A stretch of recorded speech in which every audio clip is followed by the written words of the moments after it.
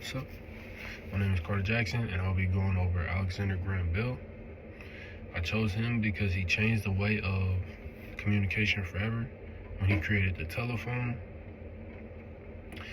And now I'll go over a summary of the article and how I summarize it myself.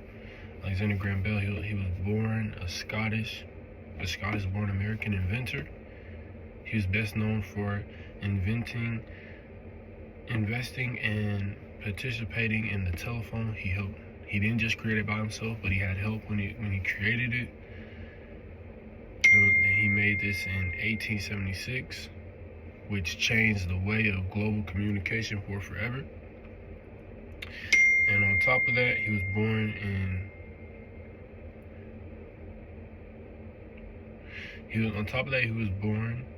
1847. He was heavily influenced by his father. He worked in speech and devoted much of his life to teaching the deaf, including students like Helen Keller. His invention of the telephone steamed experts with the sound of he wanted to invent the telephone because from experience in the study of sound transmission and the study of vocals, and despite numerous legal changes, Bell's patience was unmatched, and his company played a major role in him creating the telephone, in him establishing the telephone industry. He later found that the Vault Laboratory worked in innovation like the photophone and odometer, and led the National Geographic Society. In his later years, he focused on helping and developing early aircraft and technologies before his death in 1922. So basically, that was kind of a summary of the article and how the article was. And now I'll be talking about the crop method and how it is shown within this. Based on its currency, it does provide to be a historical information about Bell's life and innovations, and covering the events from the mid-1800s to his death in 1922. While not current, but the content remains valid for his historic studies. So I would say that this is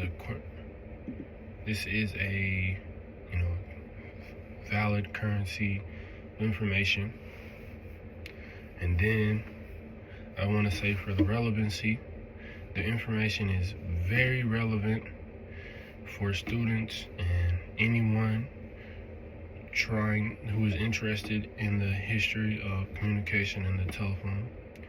And when it comes to that, I feel like that's very true when it comes to being relevant.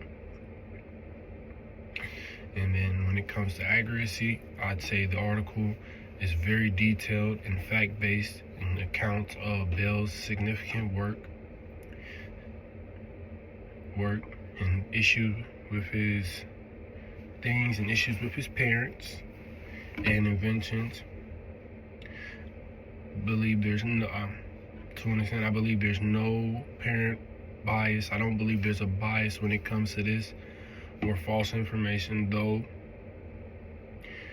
But I will say this: the original sources are not cited. So I would say the accuracy for the most part is good, but it's a little bit off. Not as good as the relevancy when it comes to it, but definitely a little bit off on the accuracy to a certain point, just because of it not being cited directly.